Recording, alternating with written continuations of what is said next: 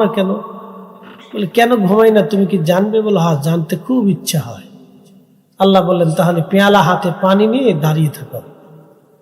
তো দাঁড়িয়ে থাকতে থাকতে থাকতে থাকতে দুর্বলতা আসলো, তন্দ্রা এসে গেল, ঘুমের ঝিম আসার সাথে হাত থেকে পেয়ালা পড়ে গেল, ভেঙে গেল। আল্লাহ বলেন মুসা কি জন্য ঘুমাই না কি বুঝছো? বলে আল্লাহ বুঝিনি।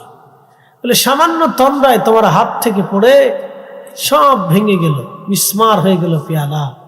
আমি মালিক যদি তন্দ্রা দেই তাহলে সৃষ্টি সব বিস্মার হয়ে যাবে।